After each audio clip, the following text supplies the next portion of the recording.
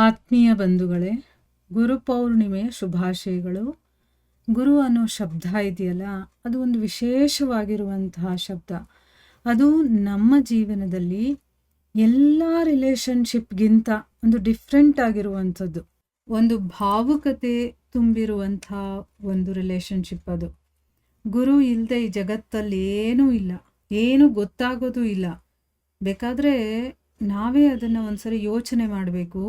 ನಾವು ಚಿಕ್ಕ ಮಗು ಇದ್ದಾಗನಿಂದ ಹಿಡಿದು ಇಲ್ಲಿವರೆಗೂ ಕೂಡ ಒಂದು ಸರಿ ನಾವು ಹಿಂದಿರುಗಿ ನೋಡಿದಾಗ ಗುರು ನಮ್ಮನ್ನು ಯಾವ ರೀತಿ ಸ್ಟೆಪ್ ಬೈ ಸ್ಟೆಪ್ ಕರ್ಕೊಂಡು ಬಂದಿದ್ದಾನೆ ಅಂತ ನಮಗೆ ಗೊತ್ತಾಗುತ್ತೆ. ನಾವು ಸ್ವಲ್ಪ ಹಿಂದೆ ತಿರುಗಿ ನೋಡಬೇಕು. ಹಿಂದೆ ತಿರುಗಿ ನೋಡೋದು ಅಂತಂದರೆ ಹಿಂದೆ ತಿರುಗಿ ನೋಡೋದು ಅಂತ ಅರ್ಥ ಅಲ್ಲ, ನಮ್ಮ ಜೀವನವನ್ನು ಒಂದ್ಸರಿ ಮೆಲುಕು ಹಾಕಬೇಕು. ಚಿಕ್ಕಂದ್ರಿಂದ ನಾವು ಹೇಗೆ ಬೆಳೆದ್ವಿ, ನಮ್ಮನ್ನು ಸ್ಟೆಪ್ ಬೈ ಸ್ಟೆಪ್ ಯಾರು ಗೈಡ್ ಮಾಡಿದ್ರು, ಅದರೆಲ್ಲ ಯೋಚನೆ ಮಾಡಬೇಕು.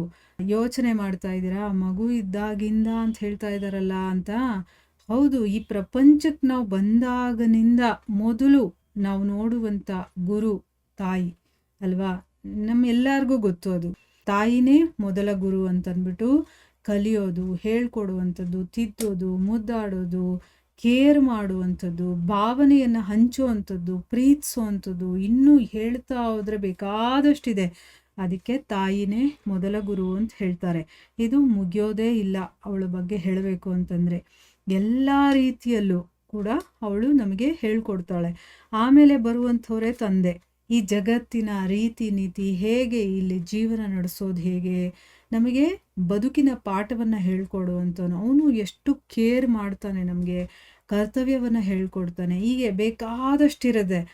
ಇನ್ನು ಅದೇ ಮುಂದೆ ಹೋಗ್ತಾ ಹೋಗ್ತಾ ಗುರು ಶಿಕ್ಷಣದಲ್ಲಿ ಬರುವಂತಹ ಶಿಕ್ಷಕನ ರೂಪದಲ್ಲಿ ಈ ಜಗತ್ತಿನ ವಿಷಯಗಳನ್ನು ನಮಗೆ ಹೇಳ್ಕೊಡ್ತಾನೆ. ಈ ಪ್ರಪಂಚ ಅಂತಂದರೆ ಏನು, ಹೇಗೆ ಲೆಕ್ಕಾಚಾರಗಳು ನಡೆಯುತ್ತೆ, ಮತ್ತು ಬೇರೆ ಬೇರೆ ವಿಷಯಗಳ ಬಗ್ಗೆ, ಬೇರೆ ಬೇರೆ ವಸ್ತುಗಳ ಬಗ್ಗೆ, ವ್ಯಕ್ತಿಗಳ ಬಗ್ಗೆ ಎಲ್ಲವನ್ನ ಹೇಳ್ಕೊಡ್ತಾನೆ. ಆಮೇಲೆ ನಮ್ಮ ಸ್ನೇಹಿತರ ರೂಪದಲ್ಲೂ ಕೂಡ ಗುರು ಇರ್ತಾನೆ. ಆ ಸ್ನೇಹಿತರು ನಮಗೆ ನಾವೇನಾದರೂ ಅಡ್ಡದಾರಿ ಹಿಡಿದಾಗ ಒಳ್ಳೆ ಮಾರ್ಗದಲ್ಲಿ ತಗೊಂಬರುವಂಥ ಒಂದು ಕೆಲಸವನ್ನು ಮಾಡ್ತಾರೆ. ಮತ್ತು ದುಃಖದಲ್ಲಿದ್ದಾಗ ನಮಗೆ ಸಾಂತ್ವನ ಹೇಳ್ತಾರೆ. ಇನ್ನು ಬಂಧುಗಳ ರೂಪದಲ್ಲೂ ಕೂಡ ಗುರು ಇರ್ತಾನೆ. ಬಂಧುಗಳು ಕೂಡ ಬೇಕಾದಷ್ಟು ಜನ ನಮಗೆ ಸಪೋರ್ಟ್ ಮಾಡುವಂಥವ್ರು ಇರ್ತಾರೆ. ನಮ್ಮ ಜೀವನದಲ್ಲಿ ನಮ್ಮನ್ನು ಮೇಲೆತ್ತುವಂಥವ್ರು, ಮತ್ತು ನಮಗೆ ಪಾಠ ಹೇಳ್ಕೊಡುವಂಥವ್ರು, ಯಾವ ರೀತಿ ಇರಬೇಕು, ಹೇಗೆ ಮಾತಾಡಬೇಕು, ಈ ರೀತಿ ಬೇರೆ ಬೇರೆ ಒಂದು ರೀತಿಯಲ್ಲಿ ನಮಗೆ ಹೇಳ್ಕೊಡ್ತಾರೆ. ಇದೇ ರೀತಿ ಪ್ರಾಣಿ, ಪಕ್ಷಿ, ಗಿಡ, ಮರ ಎಲ್ಲ ರೂಪದಲ್ಲೂ ಕೂಡ ಗುರು ಇರ್ತಾನೆ. ನಾವು ಕಲಿಯುವಂತಹ ಪ್ರತಿಯೊಂದರಲ್ಲೂ ಕೂಡ ಆ ಗುರುನೇ ಇದ್ದು ನಮಗೆ ಕಲಿಸ್ತಾ ಇರ್ತಾನೆ. ಆದರೆ ಅದನ್ನು ತಿಳ್ಕೊಳ್ಳುವಂಥ, ನೋಡುವಂಥ ಕಣ್ಣಾಗಲಿ, ದೃಷ್ಟಿ ಅದು ನಮ್ಮದಾಗಬೇಕು. ಆಗ ಮಾತ್ರನೇ ಅವನು ನಮಗೆ ಕಾಣಿಸ್ಕೊಳ್ಳೋದು. ಈಗ ಪಕ್ಷಿಯಿಂದ, ಪ್ರಾಣಿಯಿಂದನೂ ಕೂಡ ಗುರು ನಮ್ಗೆ ಹೇಳ್ಕೊಡ್ತಾನೆ ಅಂತಂದರೆ, ಅದನ್ನು ನೋಡುವಂಥ ಒಂದು ದೃಷ್ಟಿ ನನ್ನಲ್ಲಿದ್ರೆ ತಾನೇ ನನಗೆ ಗೊತ್ತಾಗುತ್ತೆ, ಅಥವಾ ಆ ಕಣ್ಣಿದ್ರೆ ತಾನೇ ನನಗೆ ಗೊತ್ತಾಗುತ್ತೆ. ಆದರೆ ಇಲ್ಲ ಅಂತಂದರೆ ಏನೂ ಗೊತ್ತಾಗೋದಿಲ್ಲ. ಇಷ್ಟೇ ಅಲ್ಲದೆ ಯಾರು ಪುಣ್ಯ ಮಾಡಿರ್ತಾನೋ, ಪುಣ್ಯಾತ್ಮ ಅಂತ ಹೇಳ್ತೀವಲ್ವಾ, ಅವರಿಗೆ ಗುರು ಗೋವಿಂದನ ಕೃಪೆ ಆಗುತ್ತೋ ಅಂಥವನಿಗೆ ಆತ್ಮದ ಗುರು ಸಿಗ್ತಾನೆ. ಆತ್ಮದ ವಿಷಯವನ್ನು ಹೇಳ್ಕೊಡುವಂಥವ್ನು ಸಿಗ್ತಾನೆ. ಈಗ ಲೌಕಿಕವಾಗಿ ಇಷ್ಟೆಲ್ಲ ನಾವು ತಿಳ್ಕೊಂಡ್ವಿ, ಆ ಗುರುನೇ ಇವರಲ್ಲಿ ಇದ್ದುಕೊಂಡು ನಮಗೆ ಲೌಕಿಕದ್ದೆಲ್ಲ ಹೇಳ್ಕೊಡ್ತಾನೆ.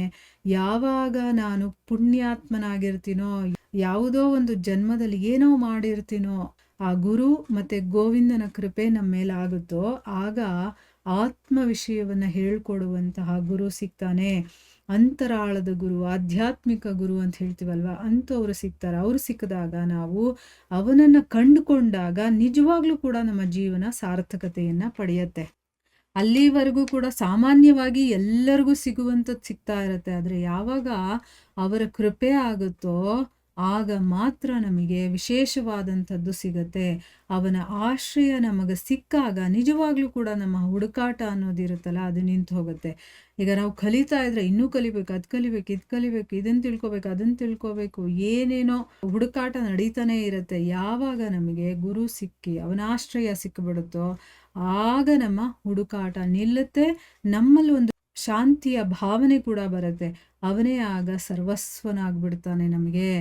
ಇಷ್ಟು ದಿವಸ ಲೌಕಿಕದಲ್ಲಿ ಯಾರ್ಯಾರಿದ್ರೋ ಅವರ ಮೂಲಕ ನಮಗೆ ಹೇಳ್ಕೊಡ್ತಾ ಇದ್ದ. ಆಮೇಲೆ ಒಬ್ಬ ಆ ಆತ್ಮ ಧರ್ಮದ ವಿಷಯವನ್ನು ಹೇಳ್ಕೊಡುವಂಥ ಗುರು ಸಿಕ್ಬಿಟ್ಟ ಅಂತಂದಾಗ ಅವನೇ ನಮಗೆ ಸರ್ವಸ್ವ ಆಗ್ಬಿಡ್ತಾನೆ. ನಮಗೆ ಅವನೇ ತಂದೆ, ಅವನೇ ತಾಯಿ, ಅವನೇ ಗುರು, ಅವನೇ ಬಂಧು, ಅವನೇ ಸ್ನೇಹಿತ, ಕೊನೆಗೆ ಅವನೇ ಭಗವಂತ ಕೂಡ ಆಗ್ಬಿಡ್ತಾನೆ. ಅದಕ್ಕೋಸ್ಕರನೇ ಧರ್ಮಗ್ರಂಥಗಳಲ್ಲಿ ಹೇಳೋದು ಗುರುರ್ ಬ್ರಹ್ಮ, ಗುರುರ್ ವಿಷ್ಣು, ಗುರುದೇವೋ ಮಹೇಶ್ವರ. ಆಮೇಲೆ ತಂದೆನೂ ನೀನೆ, ತಾಯಿನೂ ನೀನೆ, ಬಂಧುನೂ ನೀನೆ, ಬಳಗಾನೂ ನೀನೆ ಅಂತ ಹೇಳ್ತಾರಲ್ಲ. ಅಂದರೆ ಸಕಲವೂ ಕೂಡ ಅವನೇ ಆಗೋಗ್ತಾನೆ.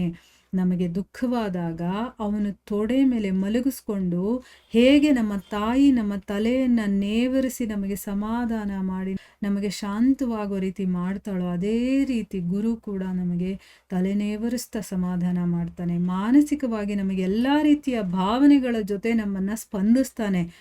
ಇದನ್ನು ನಾವು ಅನುಭವಿಸ್ಬೇಕಾಗಿರುವಂಥದ್ದು, ಆಯಿತಾ? ನಾವು ಹೇಳ್ಬೋದು, ಹೇಳಿದ್ರೆ ಗೊತ್ತಾಗಲ್ಲ. ಅದು ನಮಗೆ ಅನುಭವಕ್ಕೆ ಬಂದಾಗಲೇ ನಮಗೆ ಗೊತ್ತಾಗೋದು. ಅನುಭವಿಸಿದವ್ರಿಗೆ ಮಾತ್ರ ಇದು ತಿಳಿಯತ್ತೆ. ಅನುಭವಿಸದೇ ಇರೋರು ಅನುಭವಿಸಿ ಗುರುವಿನ ಶುದ್ಧವಾದಂಥ ಪ್ರೀತಿಯ ಸವಿಯನ್ನು ಸವಿಲಿ ಅಂತ ನಾನು ಆ ಭಗವಂತನಲ್ಲಿ ಪ್ರಾರ್ಥನೆ ಮಾಡ್ಕೊಳ್ತೀನಿ. ಕೃಷ್ಣಂ ವಂದೇ ಜಗದ್ಗುರುಂ. ಇಲ್ಲಿಗೆ ನನ್ನ ಮಾತನ್ನು ಮುಗಿಸ್ತೀನಿ. ಹರೇ ಕೃಷ್ಣ.